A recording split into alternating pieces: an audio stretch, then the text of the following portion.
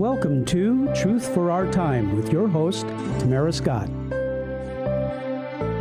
And good day. I am Tamara Scott. Thank you for joining us here on Truth for Our Time as we help you when the headlines hit home. And folks ask me often, what do you talk about on your show? And I have to say everything, because if God expects you to live through it, He's directed you how to do it. And we forget that. But somewhere in His Word, He's given us a story, a parable, or history in the Bible that tells us how to live through those things that we're dealing with today in today's world. Joining us soon should be Dr. Alveda King. Our producer, Ryan, is trying to reach her online right now, and she's written an article in response to the latest news of Planned Parenthood. Think this through. Planned Parenthood selling baby remains. And I would say this, to even those groups who are speaking out against it, they're calling it baby fetus. Let's be honest.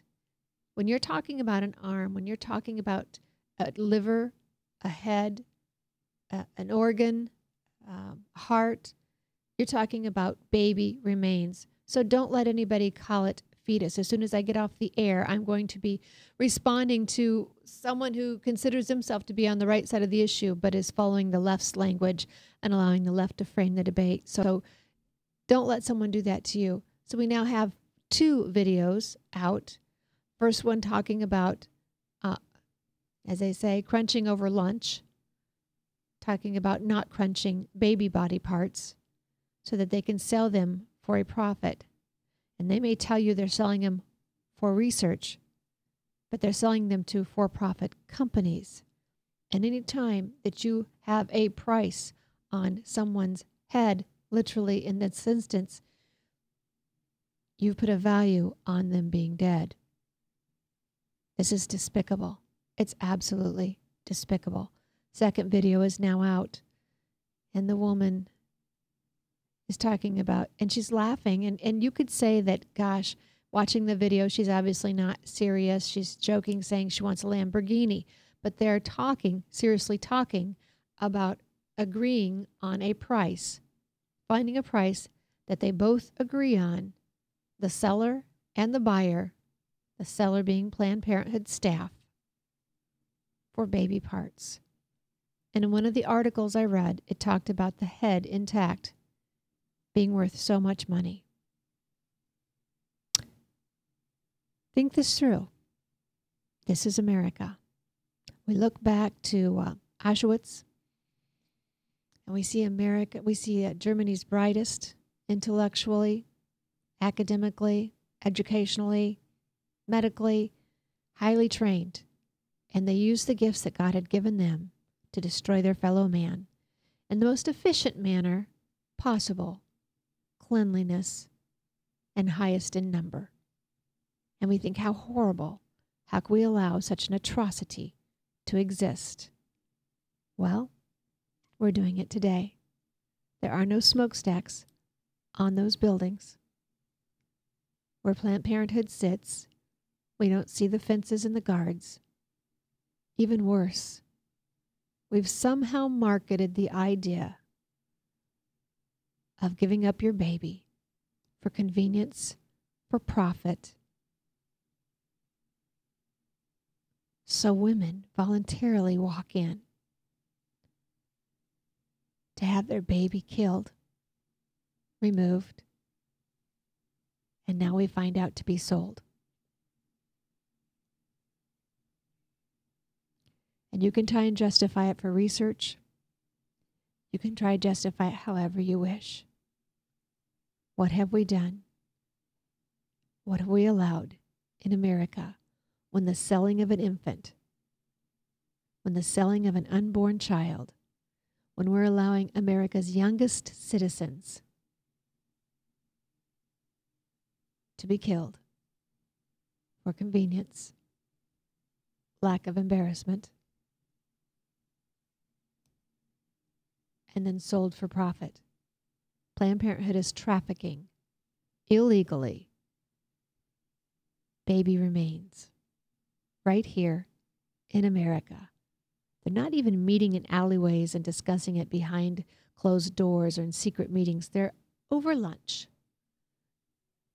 joyfully laughing, joking, sipping wine, talking about the killing of innocent life and selling their remains. If we were to tell you that someone in America were offering sacrifice, child sacrifice, I hope you would be horrified. I think at first that you would doubt it.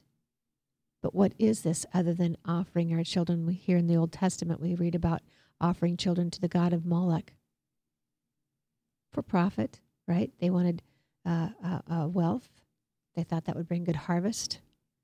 How different is it what's happening today? These are heavy words. And I certainly don't mean to bring you down on this joyful and bright Wednesday morning if you're listening to us live at 10 a.m. on Webcast One Live. Or at noon on Sunday if you're listening with us with the Channel of Truth 99.3 on your way home from church. But why do you go to church? Because there's hope to bring life, not just here on earth, but to bring life eternal.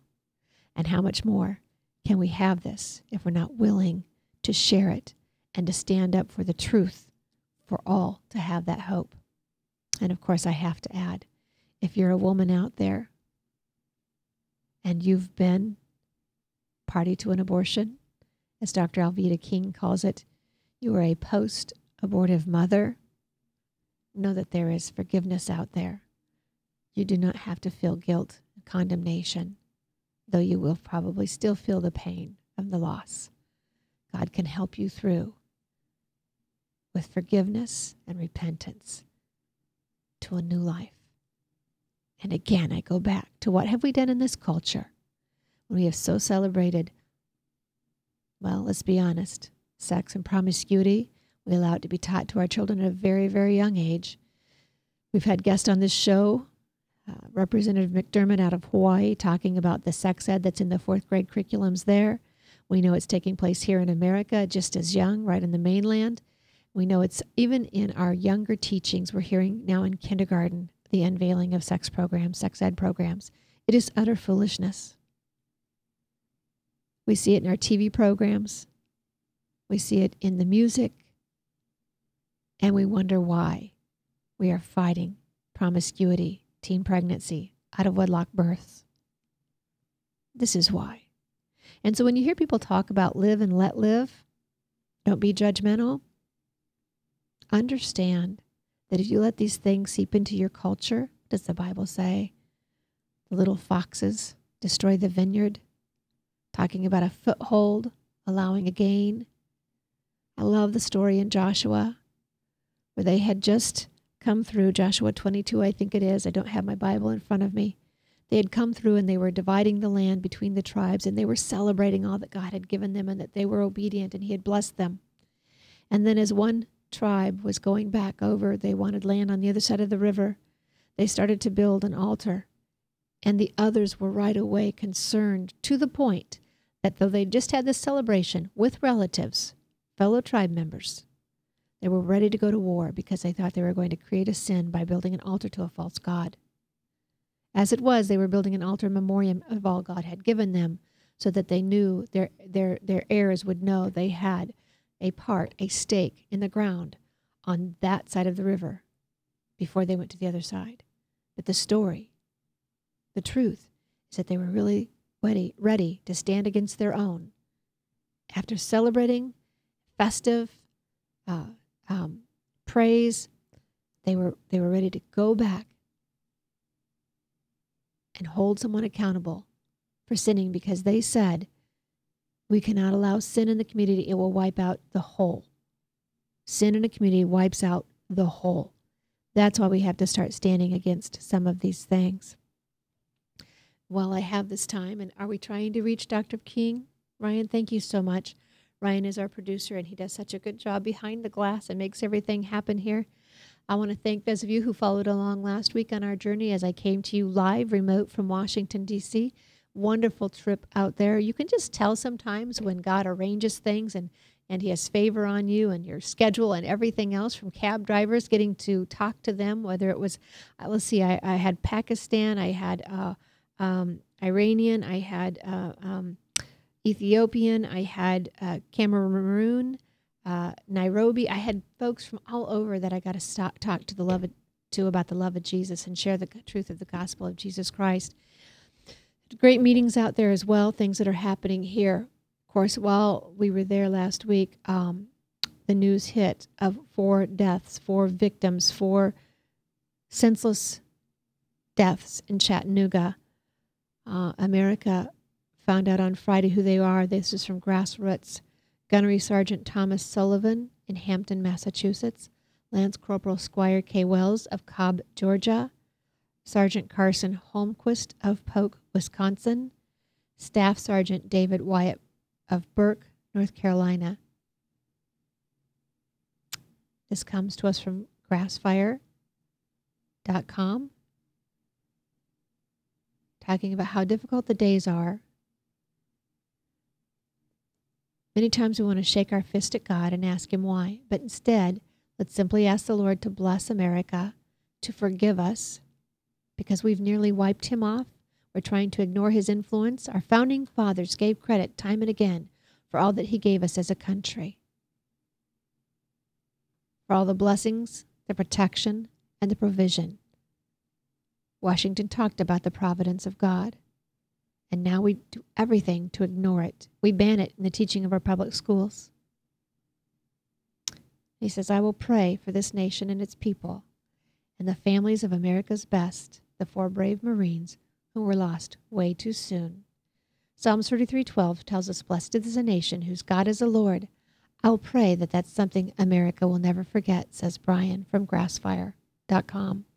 And then Ryan, do you have the photo he put in his lawn? I love this. I've seen these around, this God Bless America sign.